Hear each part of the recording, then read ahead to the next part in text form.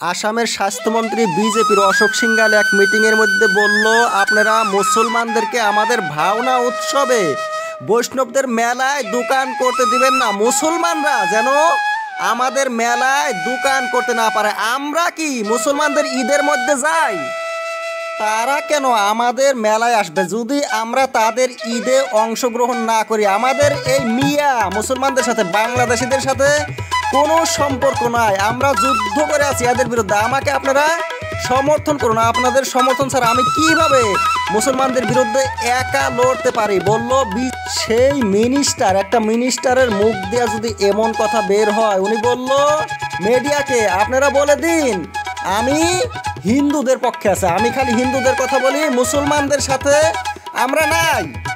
মন্ত্রী সাহেব আরও বলেছে যে আমি যার সাথে আছি তো 100% আছি, আর যার সাথে নাই 100% নাই।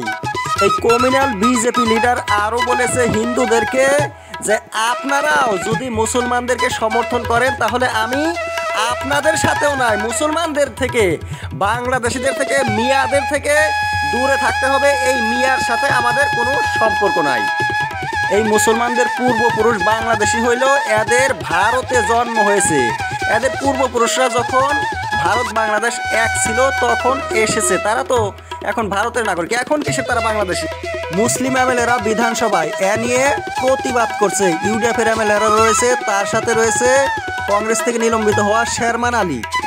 কিন্তু বিধানসভার ডেপুটি স্পিকার আবার কি করলো? স্পিকার এই এমএলএদেরকে সাসপেন্ড করে দিল। সাসপেন্ড করলো, আপনাদেরকে 10 মিনিটের জন্য সাসপেন্ড করা হইলো। কারণ আমি বারে বারে সদন স্থগিত করতে পারি না, কারণ মানুষের ট্যাক্সের টাকা দিয়ে চলে এই সদন। মানুষের ক্ষতি করে আমি সদন স্থগিত করতে পারি না, তার চেয়ে আপনাদেরকে আমি সাসপেন্ড করে দিলাম। কেমন পদ্ধতি দেখেন এই নোংরা লোকদের। ইউডিএফের এমএলএরা এই মিনিস্টারের পদত্যাগপত্র দাবি করেছে। এই মিনিস্টারের আর পদে থাকার যোগ্যতা নাই, উনি শপথ ভঙ্গ করেছে। শপথ নেওয়ার সময় মন্ত্রীরা বলে আমরা সংবিধান রক্ষা করব, হিন্দু মুসলমান কিছু দেখবো না, সবার জন্য কাজ করব। সংবিধানে কোনো সাম্প্রদায়িকতার পারমিশন দেয় না, কিন্তু সেই সেন্সটা নাই এই মিনিস্টারের। কিভাবে উনি তাহলে একটা মন্ত্রী হওয়ার যোগ্য? এই মিয়া মুসলমান করার মধ্যে গোড়ায় রয়েছে হিমন্ত বিশ্ব শর্মা, আর ওই পাশে নরেন্দ্র মোদী। এই দুইজনের জন্যই তো আসামে, ভারতে এমন অবস্থা।